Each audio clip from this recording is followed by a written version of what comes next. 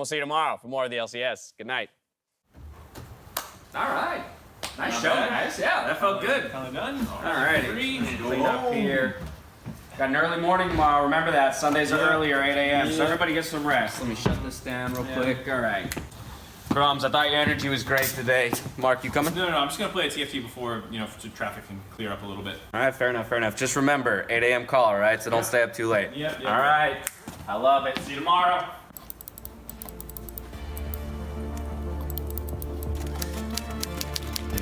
Fourth isn't good enough. I gotta get one more in here at least. Gotta get top 3. Come on. Ooh, that was so close. I just need one more Gnar. All right, I'm not f***ing around anymore. No, Nobles are trash. They still lose to basically every comp in the game. What are you talking about? The buff is nice, but half the units are trash. It doesn't help. Just shut up and let me do this myself. Go for demons. You know they're the new hotness. Get them. Get 4 of them. You can't go out on a loss. You need to end strong. That guy's so much worse than you. It's just RNG that he beat you. You're on a hot streak. You can't stop now. You've won 1 in a row. Keep going.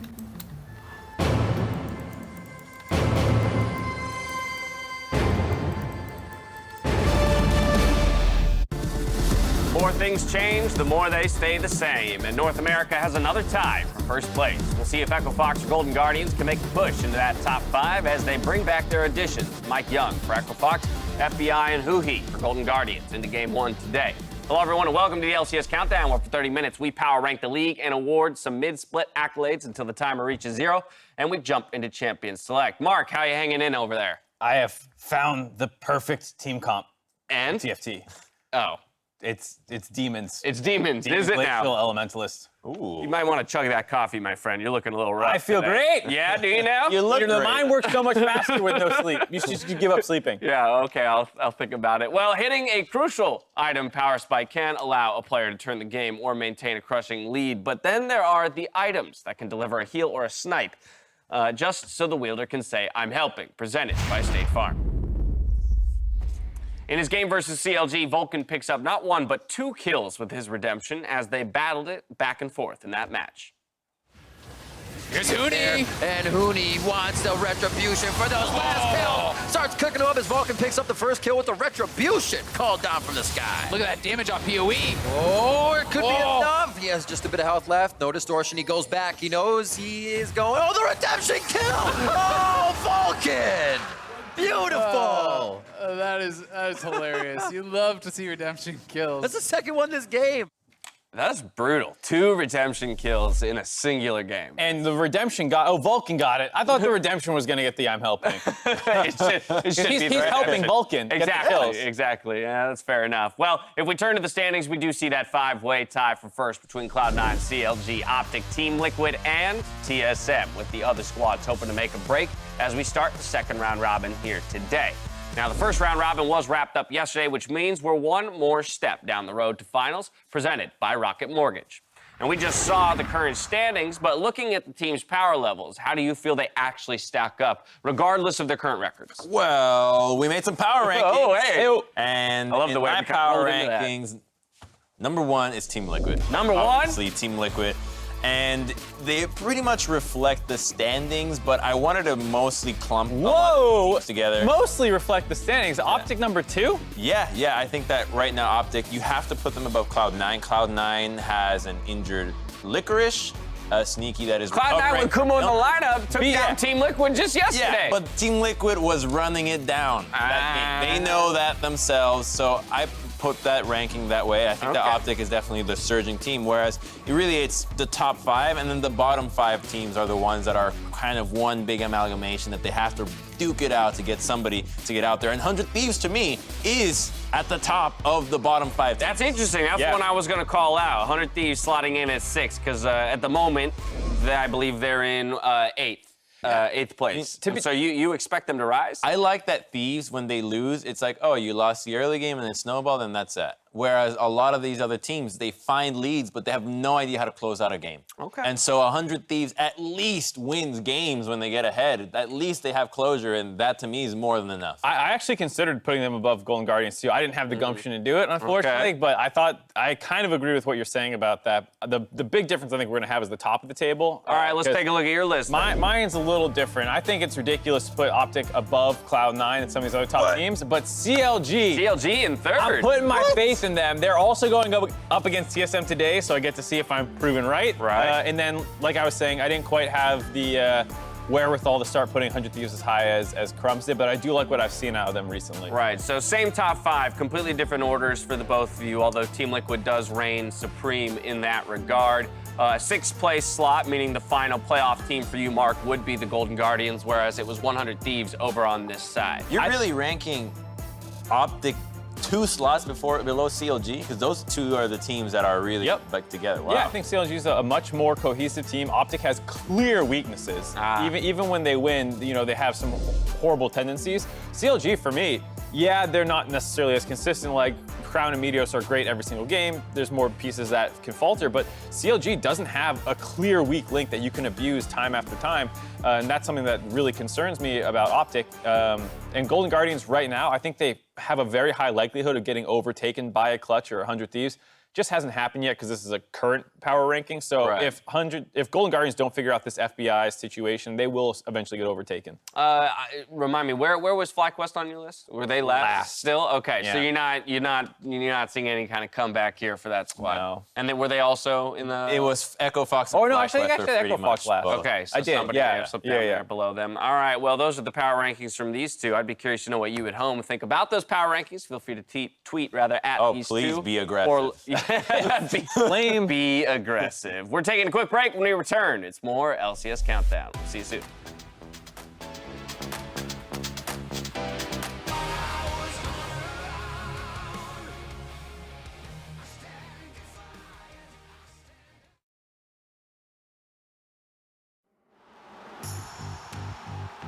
Team Solo Mid versus Counter Logic Gaming.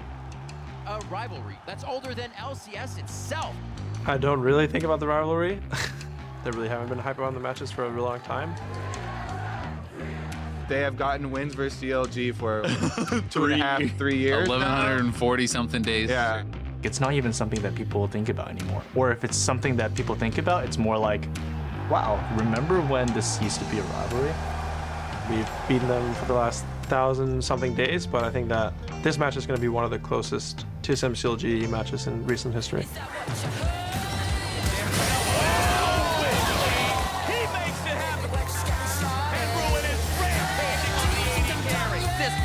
For CLG slotted in and it's working perfectly.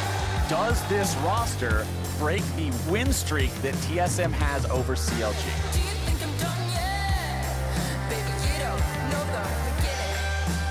This is probably the best chance we have to beat TSM and finally end over 1,000-day drought that CLG fans have had. Yeah, if we went undefeated the rest of the split, but we lost versus TSM, I think everyone would still be unhappy. TSM is definitely like the big one where it's like, okay, if we can beat this, we can overcome anything, guys. Like, I think it just takes one win. That's enough for the rivalry to come back.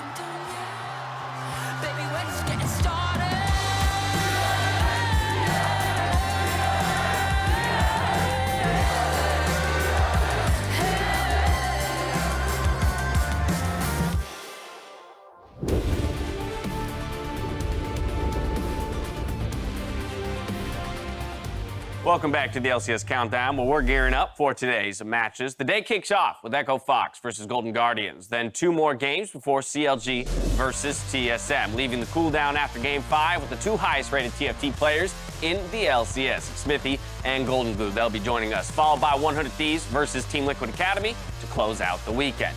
Game 4, though, has CLG looking to break that loss streak versus TSM.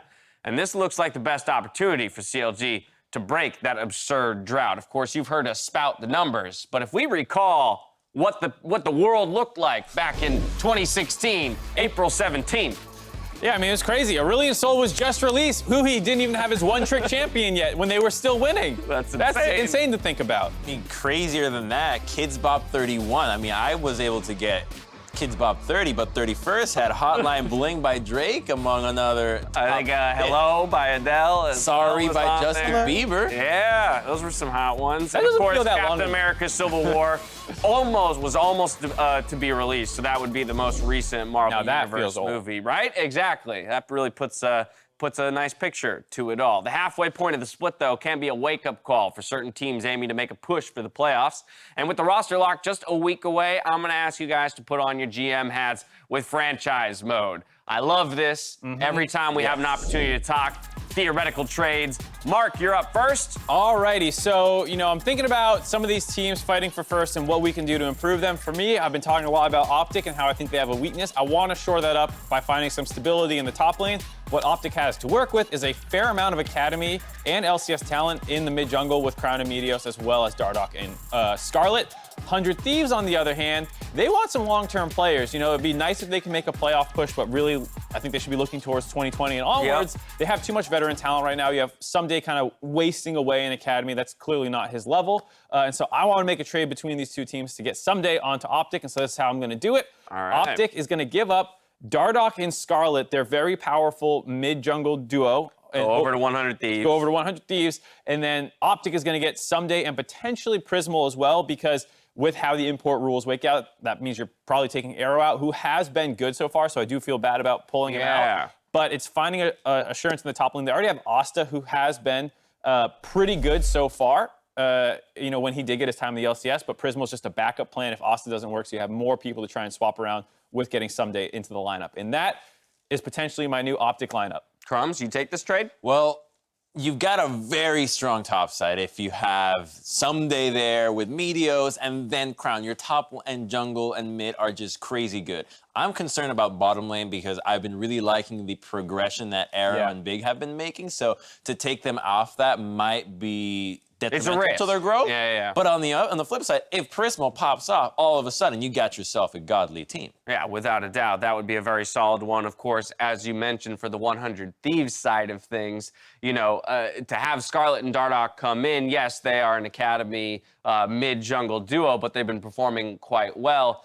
Amazing, yes, they're winning with him in the lineup, but I think the long-term aspect is kind of what you're pointing to there. Yeah, I mean, Ryu's great. He's been, I think, the biggest catalyst for the turnaround. Amazing as well, bringing a much-needed energy to this roster. But those are very veteran players on a roster that is struggling to make playoffs. Realistically, you need to find assets for the future, and that's why I think making this move makes sense, given that they're pretty much out of World's contention already for this year. All right, well, interesting. I'd be curious to see if the teams would actually entertain that trade, but we're going to head on over to Crumbs now and see what he's got for us. I found Amazing at home. So if Amazing is being taken off 100 Thieves in this trade world, 100 Thieves, in my opinion, yes, Amazing is very useful for them.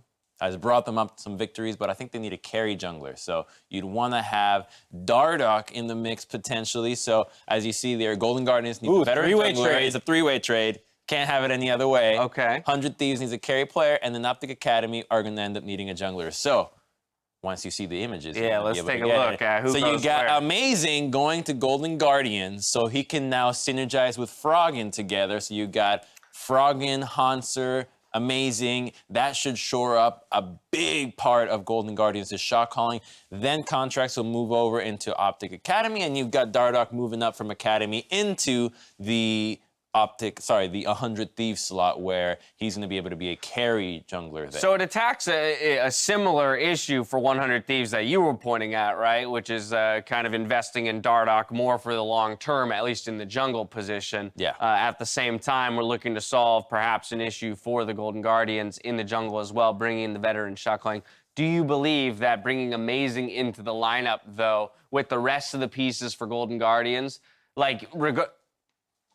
considering how good he is at shot calling, does he actually still have the tools to actually shot call to, a top four position? I think absolutely. I think absolutely can. The fact that you're able to bring 100 Thieves into a team that is actually making a potential run for playoffs from where they were before that is very amazing. I think amazing just, I think he does two things really well. Nice. One, he helps a group of young guys learn macro and figure out what they should be doing. And I think he brings stability to a veteran lineup like Golden Guardians is. This exercise, though, has given me a new idea for the LCS. How could we make the LCS so much better? And so I took it upon myself to figure out how many teams can we roster swap to really improve the game. So bring forth the machine. Oh boy. Here we have it. This is another classic case of Crumbs misunderstanding the... We're going to make the entire LCS better because Team Liquid is complaining, and we need better teams for them. All right. So this is for you, Double Lift. This is the idea. This is not Crumbs went for it. This is not This franchise is for you. mode. This is the perfect LCS, all right? So what we did, the priority here was making 2 teams that are legitimately top contenders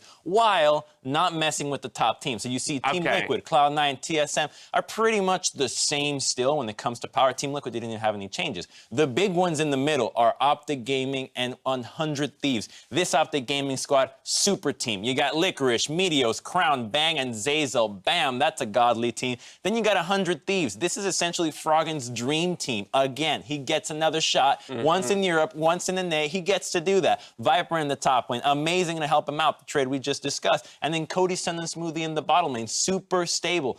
Just another one for a little bit of fun. Golden Guardians, the most coin flip team out there. Huni, contracts through Wild Turtle and Hui. This team can either 100%. Why would anyone agree to this? Why would anyone? Why not? Why would Cloud9 want to give up Licorice? I was going to say, so in what universe does Cloud9 willingly give up Licorice? And why are we taking Zazel away from Sneaky? You could just put Biofrost next to Bang. Why does Zazel have to go to Optic? So the reason why we want Biofrost there. We want Bang and Crown to be together because now Optic has 2 world champions. No, I understand that. I accept that. I'm saying why does Zazel go from C9 to Optic? Did Biofrost? Biofrost should go to Optic alongside Bang, and Zazel stays on his team. It's a possibility. Licorice should stay on Cloud9. Anything They're already really good like when you leave reality. Oh my God, we need Crumbs, the top this is an lane. abomination. We need the top laner to be everything top about lane. this. I hate everything about this. Get it off my screen. Right? I will unplug this if you don't do it. Someone gets This it. is horrible. No,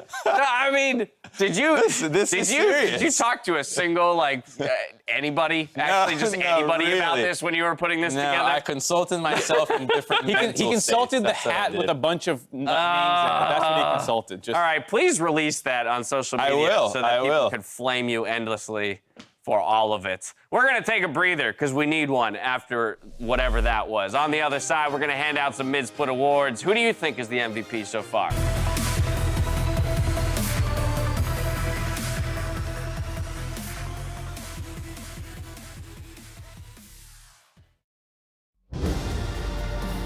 Welcome back to the LCS Countdown, where we're narrowing in on Game 1. Another thing to be mindful of at the halfway point of the split is the awards for summer. So at this point, who would you be awarding MVP, Rookie of the Split, and Coach of the Split to? We're going to start with rookies. There's only 3 of them.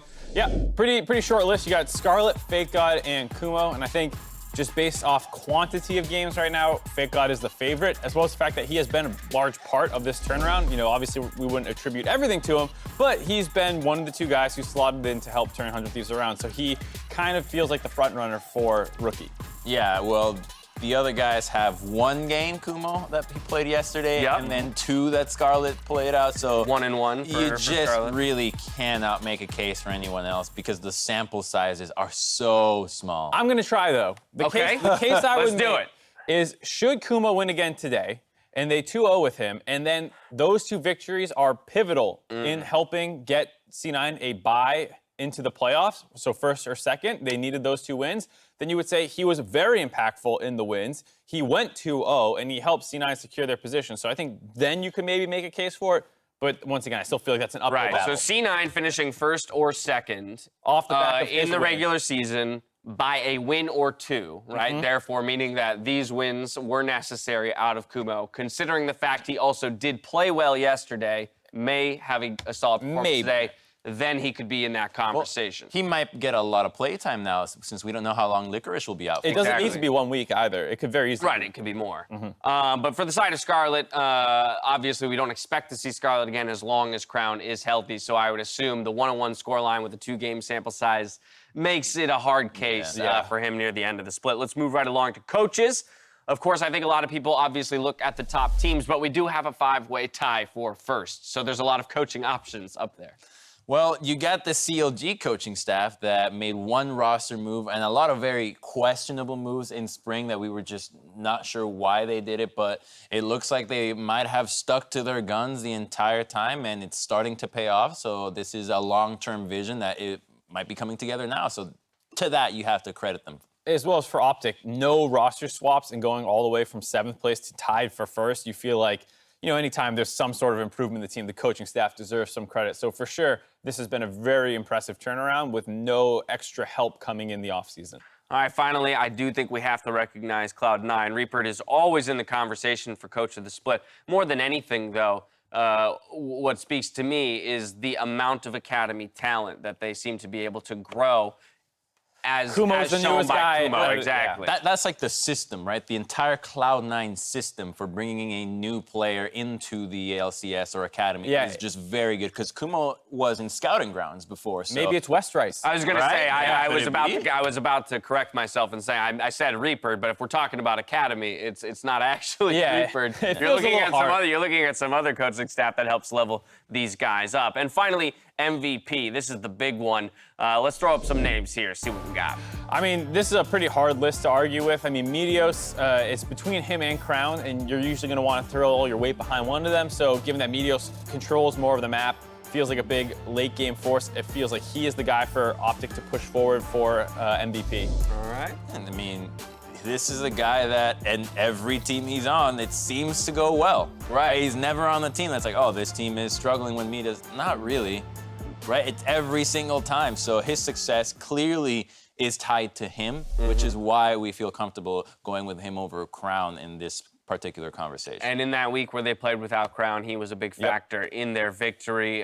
Next on the list, though, because we had 4 of them, let's talk about Spence Kerr, another one of our top junglers. This guy's just too good. Yeah. Honestly, like he's one of the best junglers in the world. He's always consistent in the LCS. He has one of the highest win rates out of all players in the LCS. And he is a critical part of the early game aggression of Cloud9 being an explosive team because Spence Kerr is involved. The times where he pops off, he really goes off, and he has no qualms about giving up his life for the team. A lot of times he leads in deaths in the league, yet still is one of the best players.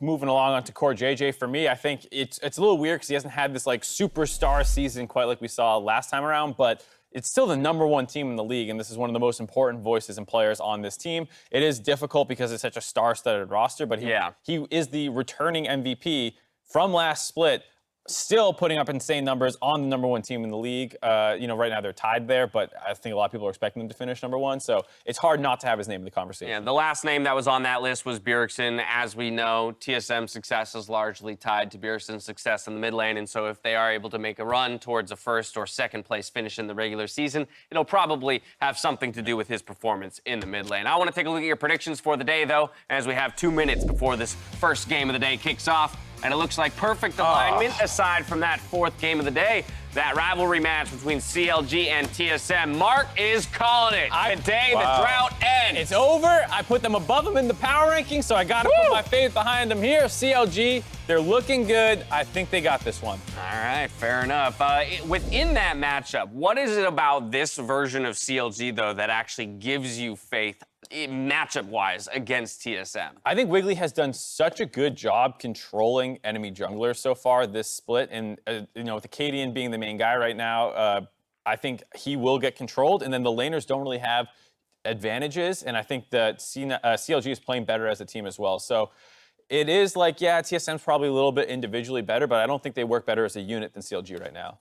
Because I'm of the opposite opinion. See, I think that what's likely to happen is TSM is going to do the same thing that they did yesterday, just pick a crazy late game scaling, and CLG is going to struggle to snowball it. Because yes, they did pick a very snowbally composition yesterday, but I don't think they did a very good job in getting very far ahead as much as they should have when you have like a Jarvan LeBlanc that can just run over a game. There were attempts, but not as many as I would have liked to see, to the degree that would definitely destroy TSM. So I think that CLG still needs to refine their playstyle before it can challenge TSM right now. We gotta wait till game 4 for the results of that one. But first, guys, you seem so upset about it. We're gonna get there, Crumbs, I promise. It's just a few hours away. Game 1, though, is just minutes away. So we're gonna throw it out to the Battle Arena for the call. Thank you very much, Dash. Welcome to the Battle Arena. Freak and Azael here to bring you the call of Echo Fox versus Golden Guardians as we begin the second round robin of the LCS Summer Split.